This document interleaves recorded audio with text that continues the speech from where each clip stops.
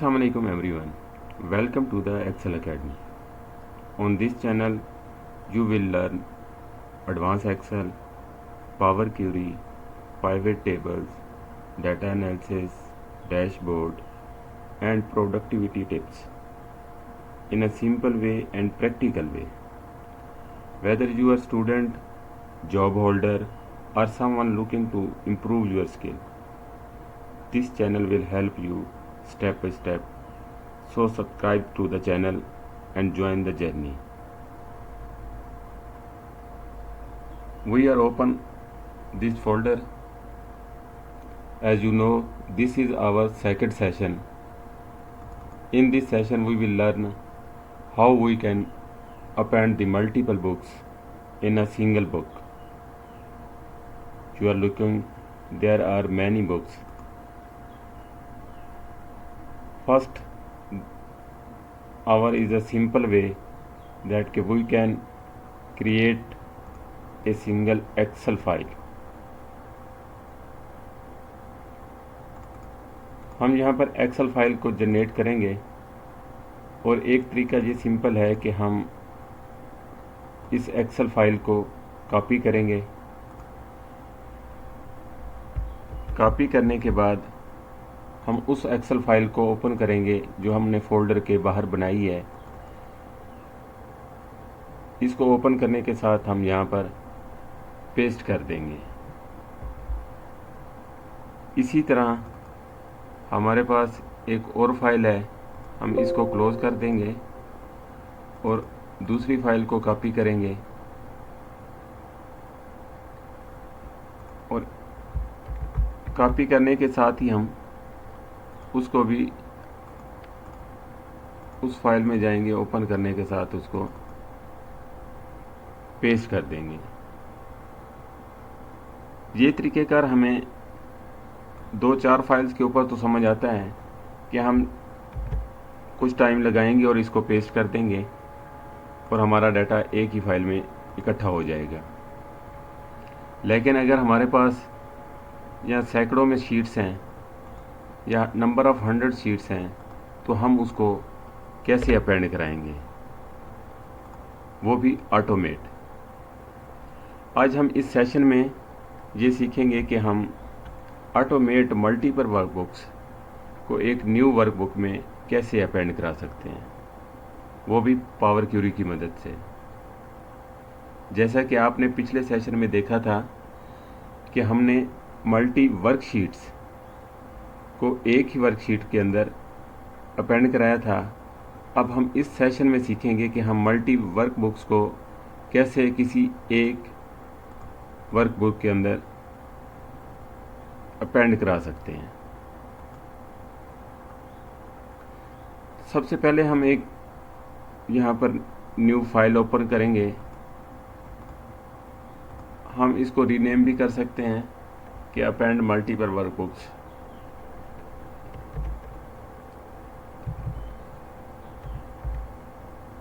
Appending multiple work book data.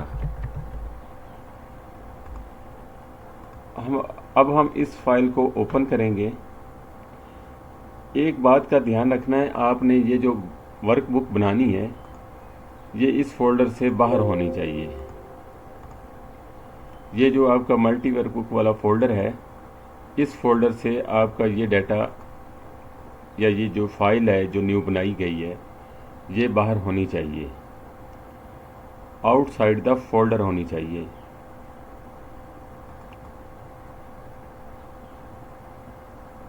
हमने जैसे इसको ओपन किया, हम डाटा मेन्यू में जाएंगे। यहाँ पर हम गेट डाटा में जाएंगे। यहाँ पर डिफरेंट सोर्सेज हैं पावर क्यूरी के अंदर के डाटा को इंपोर्ट करने के। क्योंकि हमने एक फ़ोल्डर इंपोर्ट करना है, इसी वजह से मैं कह रहा था कि उस फोल्डर से बाहर अगर हमारी फ़ाइल होगी तो जब हम उस फोल्डर को इंपोर्ट करेंगे तो उसके अंदर ये फ़ाइल इंक्लूड नहीं होगी।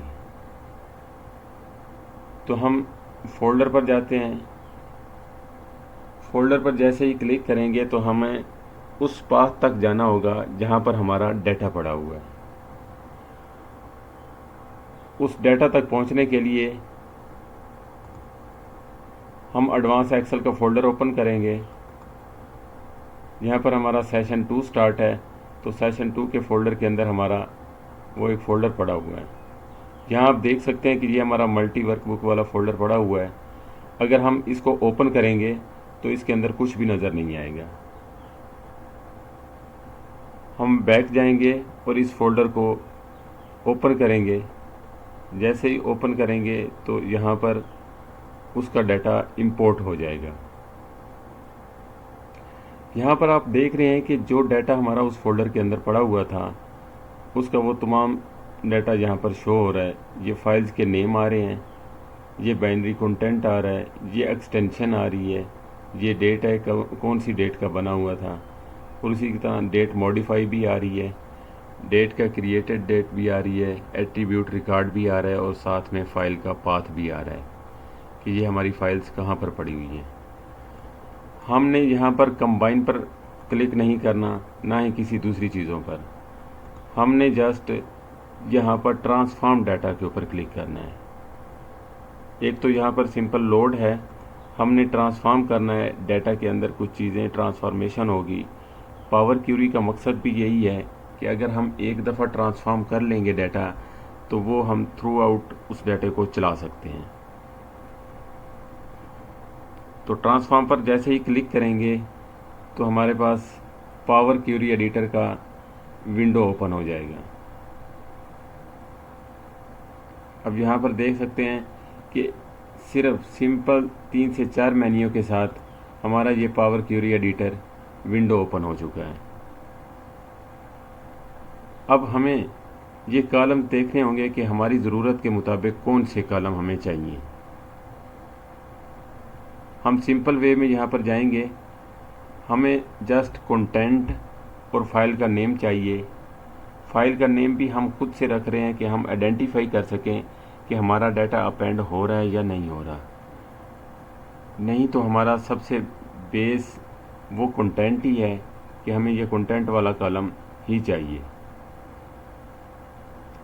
हम कंट्रोल प्रेस करने के साथ एक सेकंड कॉलम को भी सिलेक्ट कर लेते हैं और यहाँ पर राइट क्लिक करेंगे तो यहाँ पर कुछ ऑप्शंस हमें नज़र आएंगे कि आप रिमूव कॉलम्स कर सकते हैं, रिमूव अदर कॉलम्स कर सकते हैं, ऐड कॉलम्स फ्रॉम एग्जांपल के तौर पे कर सकते हैं। तो क्योंकि हमें ये दूसरे वाले कॉलम्स की ज़रूरत नहीं है तो हम रिमूव अदर कॉलम्स कर सकते हैं। हम रिमूव अदर कॉलम करेंगे तो वो दूसरे वाले कॉलम सारे रिमूव हो गए हैं और ये सिर्फ 2 ही कॉलम रह चुके हैं। एक और चीज़ मैं आपको बताता चलूँ कि यहाँ पर देखिएगा साइड पे आपको पेन नज़र आ रहा होगा। ये वाला पेन ऐसे ही है कि हमने जो भी स्टेप लेना है वो यहाँ पर रिकॉर्ड हो जाता है। जैसे यहाँ पर आप देख रहे हैं कि अप्लाइड स्टेप, अगर मैं इस स्टेप को रिमूव करता हूँ यहाँ से तो मेरे वो वाला स्टेप वापस आ जाएगा कि हमने जो भी स्टेप फर्स्ट लिया था वो वाला यहाँ पर रिकॉर्ड होगा। अब सेम ऐसे मैं यहाँ पर आपको राइट क्लिक करने के बाद रिमूव अदर कॉलम करूँगा तो यहाँ पर देखिएगा रिमूव अदर कॉलम्स का स्टेप लिखा हुआ आ गया है कि हमने कौन सा स्टेप फर्स्ट लिया था। अब सेम ही ऐसे ही है कि हम अपने डाटे को रीनेम भी कर सकते हैं।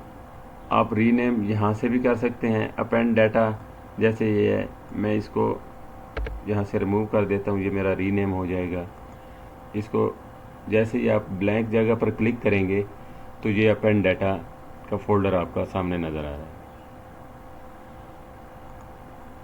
अब इन कॉलम्स को हम एक से दूसरी जगह भी मूव कर सकते हैं। मैं इस नेम को फर्स्ट पे ले जाता हूँ और कंटेंट को यहाँ पर ले आता हूँ।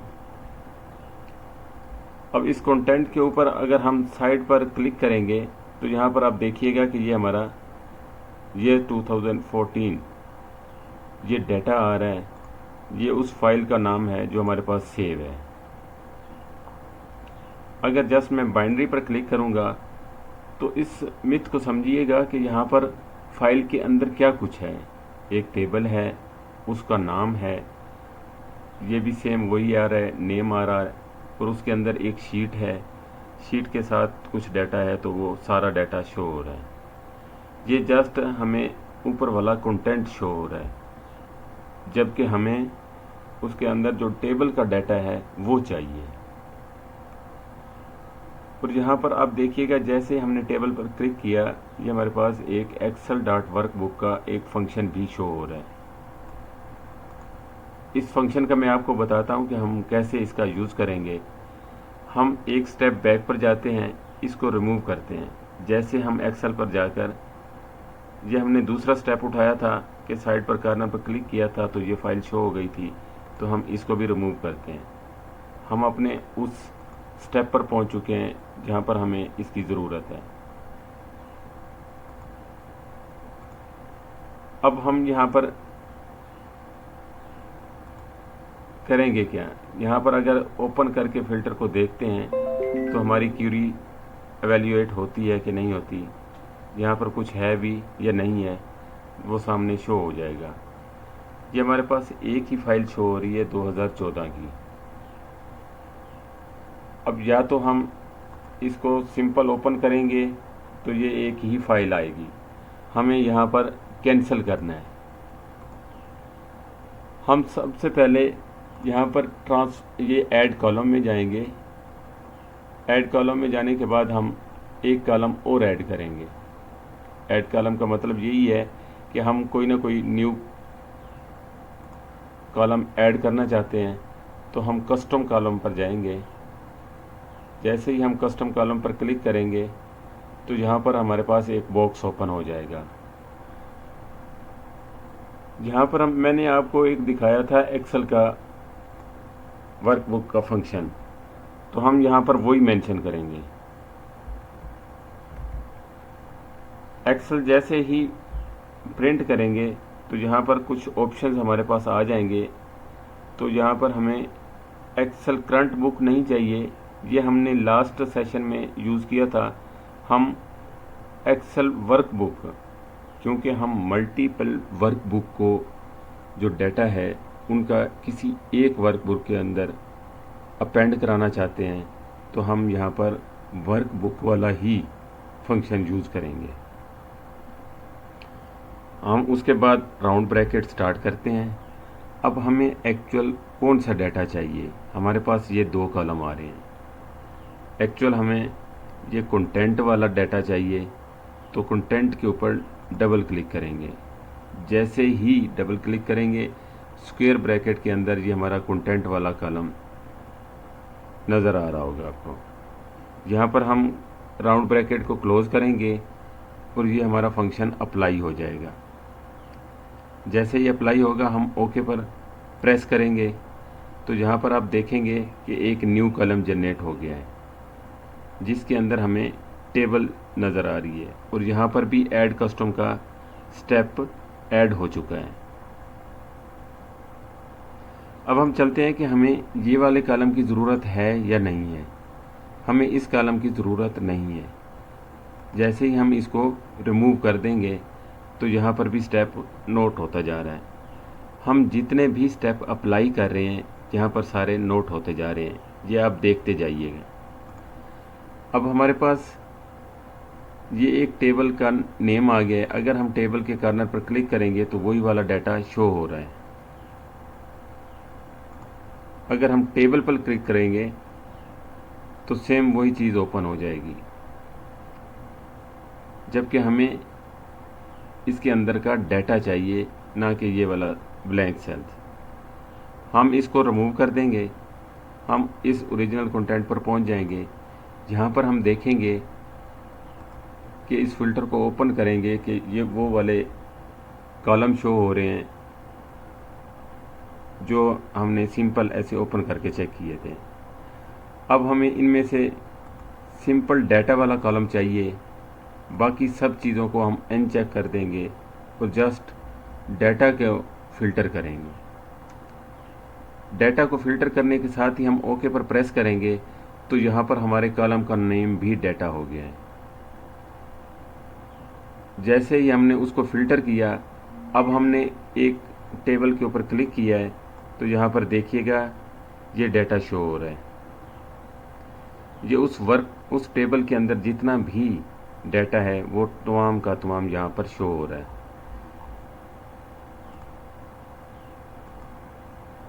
अगर हम इस टेबल पर क्लिक करेंगे तो ये डाटा ओपन हो जाएगा, जबकि अब हमें ओपन नहीं करना, इसके ऊपर एक दो स्टेप और भी हमने वर्क करना है। यहाँ पर अगर आप कॉर्नर पर देखेंगे तो यहाँ पर हमें ये कॉलम के नेम नज़र आ रहे हैं। नेम हमारे जो लेबल हैं वो सेकंड रो में चले गए हैं और ऊपर फर्स्ट रो में जस्ट कॉलम का 1 2 3 4 5 6 ये नाम आ रहे हैं। अगर हम ऐसे ही टेबल को इंपोर्ट कर लेंगे तो ये हमारा लेबल वाला जो कंटेंट है वो नीचे रह जाएगा और फर्स्ट रो पर जो भी कॉलम के नेम आ रहे हैं ये हमारा लेबल बन जाएगा। हम चाहते हैं कि ये लेबल रिमूव हो जाएं जो कॉलम के नेम के साथ आ रहे हैं और जो हमारा जो ओरिजिनल लेबल है वो वाला फर्स्ट रो में शो हो जाए। तो इसके लिए हमें क्या करना होगा, 1 बाई 1 शीट को करने की बजाय अब देखिए तमाम शीटों के ऊपर कॉलम के नेम आ रहे हैं। हम एक फंक्शन अप्लाई करेंगे कि हम उस फंक्शन के थ्रू तमाम वर्कबुक का लेबल कैसे चेंज कर सकते हैं। तो सिंपल हम दोबारा ऐड कॉलम में जाएंगे। ऐड कॉलम मेन्यू के बाद हम कस्टम कॉलम में जाएंगे। कस्टम कॉलम में जाने के साथ हम यहाँ पर एक और फंक्शन अप्लाई करेंगे कि टेबल प्रमोट हेडर। अब ये कीवर्ड है, कीवर्ड को सर्च करने के लिए हमें एक यूनिक कीवर्ड यहाँ पर टाइप करना होगा ताकि हम अपने मुतल्लिक़ा फंक्शन पर आसानी से पहुँच सकें, उसको फ़िल्टर कर सकें। प्रमोट हेडर हमारे पास एक यूनिक की है, प्रमोट।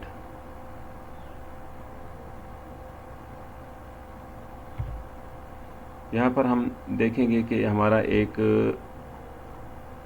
फंक्शन आ रहा होगा, क्योंकि फंक्शन बहुत ज़्यादा हैं। यहाँ पर अगर हम हेडर सेलेक्ट करते हैं, यहाँ पर ये देखिएगा प्रमोट हेडर आ रहा है, टेबल प्रमोट हेडर्स। ये ध्यान रखिएगा कि यहाँ पर ना फंक्शन बहुत ज़्यादा मिलते जुलते हैं, आपको अपने मुतल्लिक़ा फंक्शन को ही सिलेक्ट करना होगा। हम यहाँ पर जैसे ही इस पर क्लिक करेंगे टेबल डॉट प्रमोट हेडर्स, अगर आप टेबल जस्ट टाइप करेंगे तो टेबल के साथ भी बहुत ज़्यादा हमारे पास फंक्शन आ रहे हैं। अब हमने राउंड ब्रैकेट के साथ स्टार्ट करना है और डाटा के ऊपर हमें एक्चुअल जो डाटा चाहिए वो इस कॉलम के अंदर है, तो इसके ऊपर डबल क्लिक करेंगे, ये स्क्वायर ब्रैकेट में हमारा कॉलम यहाँ पर सिलेक्ट हो जाएगा और हम राउंड ब्रैकेट के साथ इसको क्लोज़ कर देंगे। क्लोज़ करने के साथ ही हम इसको ओके करेंगे। जैसे ही ओके करेंगे हमारे पास एक न्यू कॉलम जनरेट हो चुका है। ये याद रखिएगा कि हम इस क्यूरी को समझने के लिए सिर्फ 2 ही फंक्शन अप्लाई किए हैं इस वक्त, एक एक्सेल डॉट वर्कबुक, दूसरा टेबल डॉट प्रमोट हेडर। ये 2 फंक्शन आपने याद रखने हैं और ये कॉलम 2 ही ऐड किए गए हैं। यहाँ पर अब हमारा इस कॉलम का रोल ख़त्म हो चुका है, हम इसको यहाँ से रिमूव कर देंगे और ये हमारे पास एक कस्टम कॉलम के नाम से डाटा आ चुका है। अगर अब मैं इसके ऊपर क्लिक करता हूँ तो यहाँ पर आप देख सकते हैं कि हमारा वो कॉलम का नंबर जो है वो रिमूव हो चुका है और यहाँ पर जो लेबल थे वो आ चुके हैं। अब यहाँ पर देखिएगा तमाम टेबल्स के ऊपर हमारा ये डाटा बिल्कुल एक्यूरेट आ चुका है। हम फ़िल्टर को ओपन करेंगे, यहाँ आपको छोटा सा फ़िल्टर नज़र आ रहा होगा। इस फ़िल्टर को ओपन करेंगे तो यहाँ पर देखिएगा ये हमारे पास तमाम कॉलम्स की हेडिंग्स आ रही हैं। ये जो हेडिंग आ रही हैं हम इसको ओपन करने के साथ ही ओके पर प्रेस करेंगे तो ये हमारे पास डाटा ओपन हो चुका है। अगर मैं किसी एक फ़िल्टर को ओपन करता हूँ यहाँ पर और मैं आपको दिखाता हूँ कि ये हमारे पास जितनी भी टेबल थी या जितनी भी वर्कबुक थी वो सारी अपेंड हो चुकी हैं। अब हम इसके ऊपर क्लिक करेंगे और ओके कर देंगे ओके करने के साथ साथ हम इसका डाटा का स्ट्रक्चर भी देखेंगे। अगर हमारा डाटा नंबर्स के अंदर है तो क्या आया के ऊपर नंबर्स आ रहे हैं? ये देखिएगा, यहाँ पर नंबर नहीं आ रहे। अब ये डाटा स्ट्रक्चर हमें चेंज करने के लिए एक स्टेप और लेना होगा।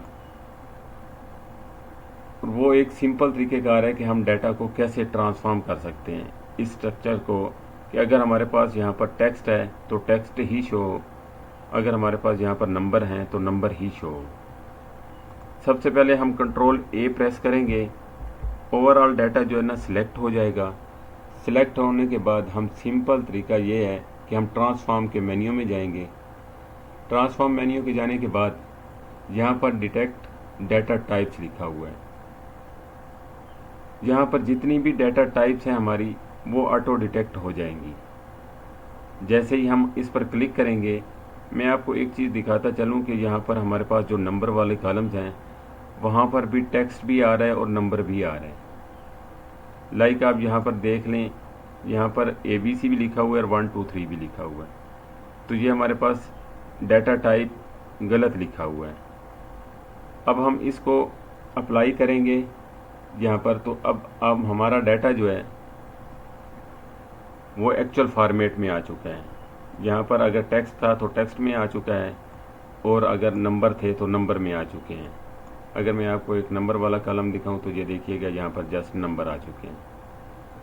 ये स्टेप आपने लाजमी करना है। अगर आपने इस स्टेप किए बगैर डाटा को एक्सपोर्ट कर लिया तो वहाँ पर आपका कुछ फंक्शंस अप्लाई नहीं होंगे, कुछ फार्मूलेज अप्लाई नहीं होंगे, तो वहाँ पर एरर आ सकता है।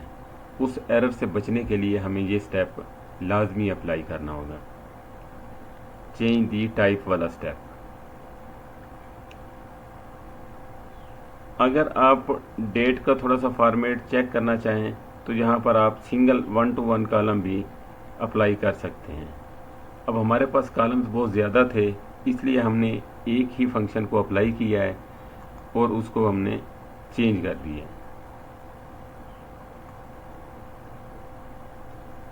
इसके बाद अब हम चल देंगे होम के मेन्यू में। होम मेन्यू में जाने के बाद हमने ये डाटा एक्सपोर्ट करना है। यहाँ क्लोज एंड लोड कर देंगे। क्लोज एंड लोड टू के ऊपर क्लिक करना है। यहाँ पर दो ऑप्शन आएंगे, एक क्लोज एंड लोड होगा, दूसरा क्लोज एंड लोड टू होगा।